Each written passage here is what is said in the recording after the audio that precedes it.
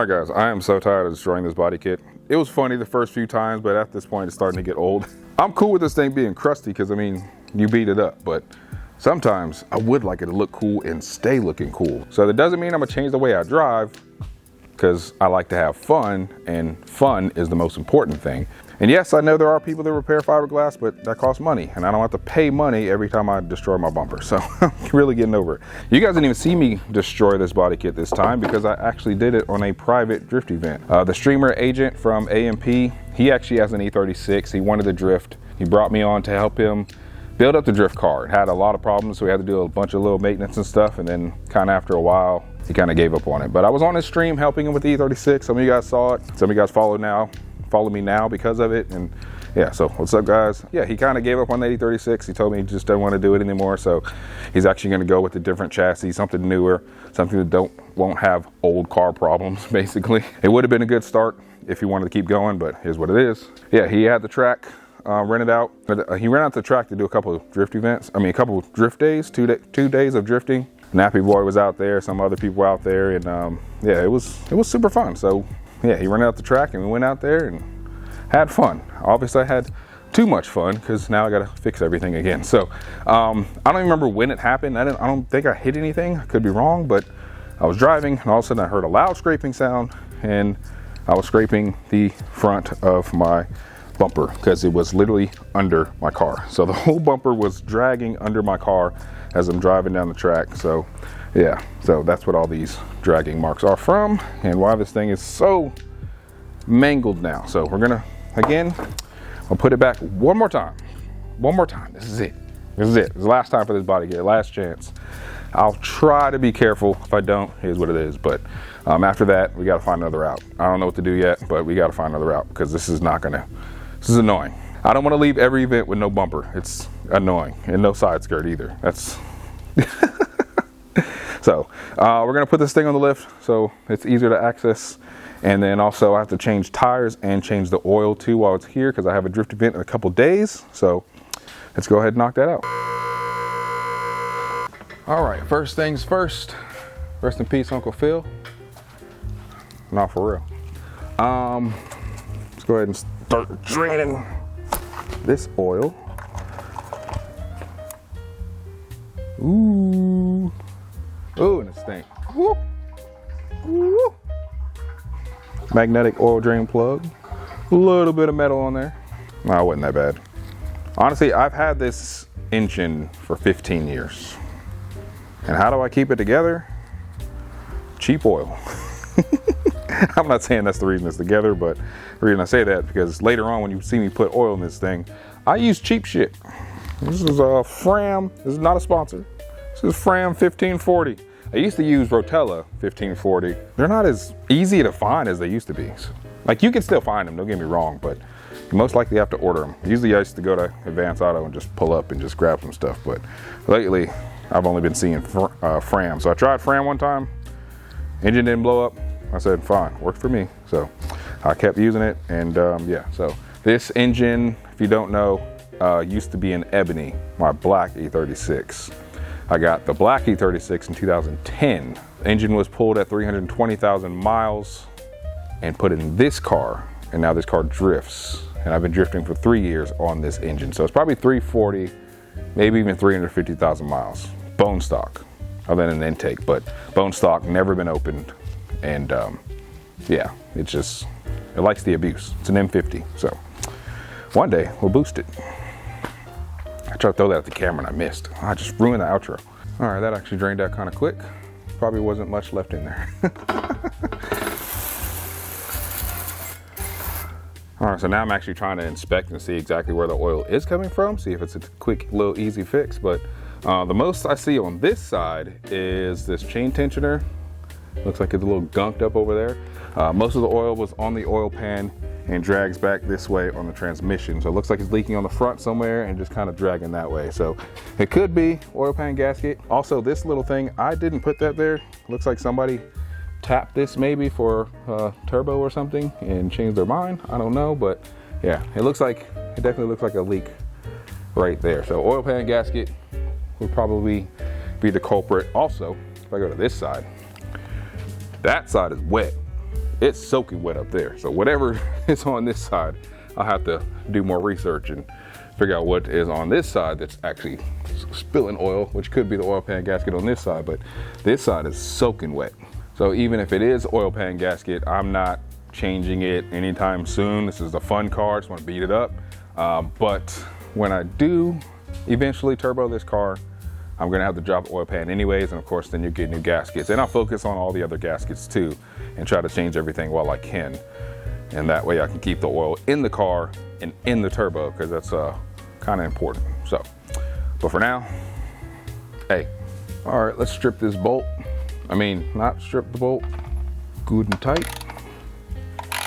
Not too tight, because all jokes aside, I really don't want to strip this.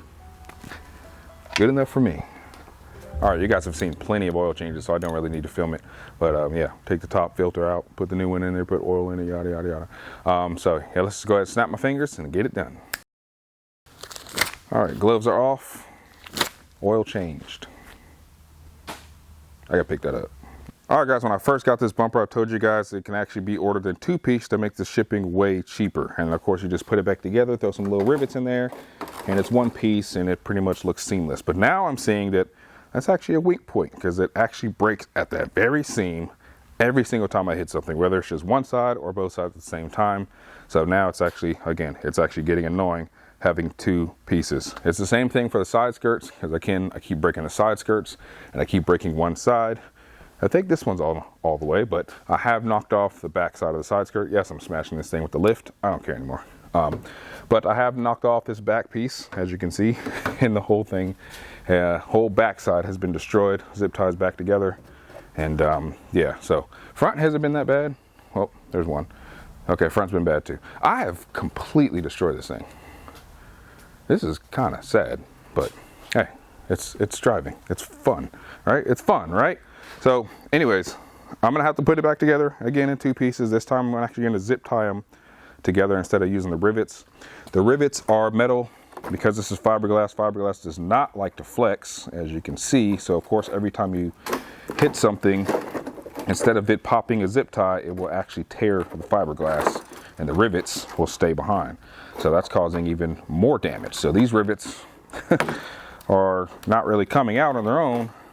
Instead, it's just breaking my bumper in plenty pieces. So one of the things to help mount it too was, I showed you guys also when I first got it, that I actually mount it with these quick release bumpers, quick release buttons, which these are actually awesome. I install these on the bumper and then push the thing on there and boom, the bumper is installed. So these things have been great, especially on the front. The sides, not so much. The sides is, that's as far out as I can go. As you can see, it's barely on the thread in there. Well, you probably can't see, but that's as far out as it goes, and it barely touches. So usually when I try to put the sides on, I have to, again, flex it. Fiberglass doesn't like to flex, so it's really under heavy tension when it's locked in place, and then after a while, it just kind of falls out. And this side actually just fell out completely, so I don't even know where that thing is anymore, or the buttons. So they're just empty holes now on the side. So I'm going to go back to the old school way and drill a hole here and zip tie it up into the nose panel, and that's how we're going to do it. So as far as getting these things on here, again, because it's fiberglass, it ripped a large hole into it. So this obviously doesn't hold anything. So it's like that on both sides now. Before it was mostly done on one side. One side was worse than the other, but now it's both sides. So to get these things done without doing fiberglass repair, because remember I told you they cost money, I found these big ass washers at, I think, Home Depot, and these washers are barely enough to fit over the hole, and this fits over that. So we're gonna do it one more time with these washers. If I break it again, this is the last time I'm putting the body kit back together. So let's put this washer in front of that thing and bolt it back on, and then we'll zip tie it back together once we figure out it works. All right, so button, washer, bumper, washer, and then the nut.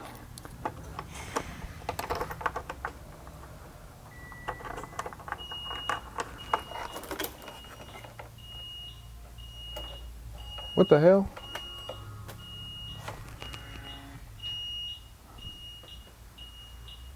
The power just went out. That was crazy. It's never happened before. All the computers are starting over. The alignment machine thinks it's in the air. Okay, well, before the ghost gets me. So now I have this, which is not too noticeable. So it should be able to click right on and stay on. Okay, our bumper is on. All right, had to make some adjustments to the washers, get everything right. And now it's actually where it's supposed to be now. I give it 4 laps, maybe 6.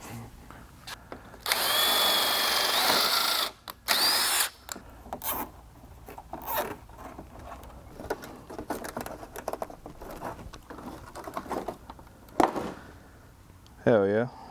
All right, that's one piece again. And let's get this thing lined up and attached. Boom. One piece. Not gonna do anything with the sides. That way it'll give it some flimsiness if I do hit something. That way it won't break anything else on that side. Because as you see, that didn't like flexing. All right, this thing is looking mighty crusty. I think it especially looks bad because I'm looking at it head on. I guess if it was like on the ground, maybe it wouldn't look as bad because you're looking at it downwards, but yeah, that looks completely destroyed. So you can see it's super weak here. So now, I actually wish I had a button because it would actually go in there pretty easy now. Plenty of flexing room now, you know what I'm saying? All right guys, I got my paint booth set up, which is a stack of rocks. So we're just gonna spray it. And no, I'm not doing no damn prep work. Are you serious? Come on, man. Look at this thing. Prep work?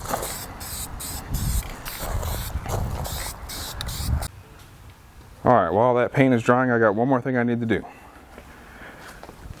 Change these tires. All right, for these Euroline caps, you need a 5 Allen key. And you only undo 2 of them. So on the work Euroline center caps, you think you got to take all these bolts off to get to, you know, the hub of the wheel. No, you just take out this one and this one. They line up right with work Euroline, like you're kind of underlining it. That's it. These are all fake. They don't do anything.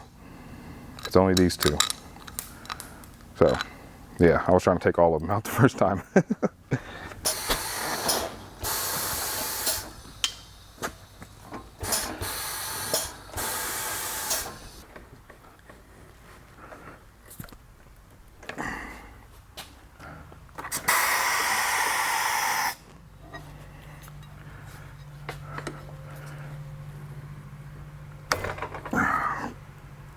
Come on.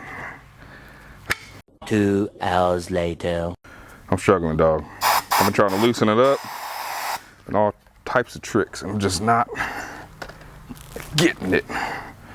And I don't want to I honestly feel like I'm gonna break the pole. Like I honestly feel like I'm gonna break the pole or snap the plastic. I don't want to do that either. I do not want to break the tire machine, but Jesus, I'm going through it right now. All right, so I had to get the professional here. Years of tire experience, and he immediately noticed they were reverse mounted, so they did have to go from the bottom. I thought about that, but I was like, no, I don't think that'll make a difference. Sometimes it does. All right, well I know now. So next time I mess with these wheels, they are reverse mounted. Good to know.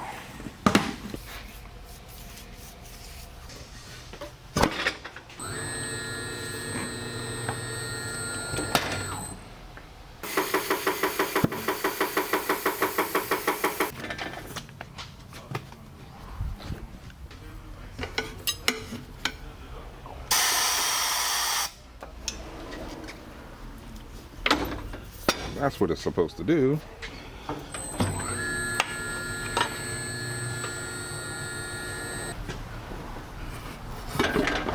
There we go. All right, I suck at changing tires, but at least I'm learning, right? I don't do it enough to remember all the experience. Like if I did it for like 3 hours a day, It's like 1 day straight, but right now I do it like maybe once every 3 months, and then I don't remember anything I had to do last time. So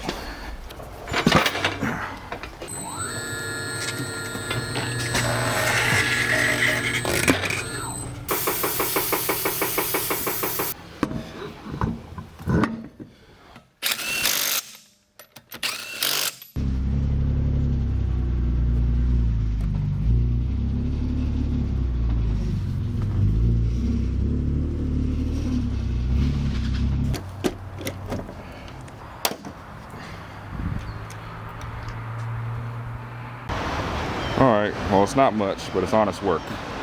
So we got the side skirt back on there, bumpers back on here, and the paint really did make a difference. I mean, obviously if you look at it close, it's absolutely terrible, but as far as the white spots, again, I got the black spray paint that I forgot to bring.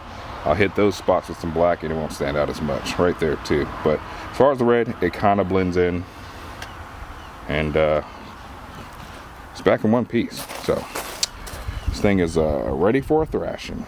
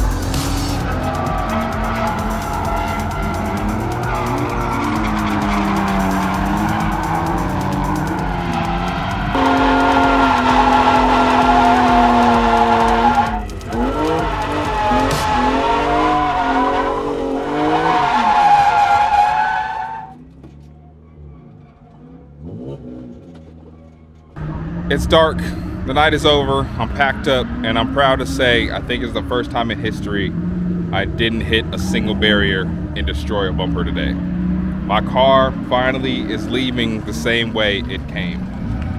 Finally, I did it. I don't have a whole lot of footage because my GoPro was acting up, it was overheating, it was a hot day. Probably just need some new gear, it's old anyways, but yeah, happy to say that I did it, man. My car is together in one piece. I get to go home with everything. So yeah. So I'll see you guys in the next one. Thanks for watching. Deuces.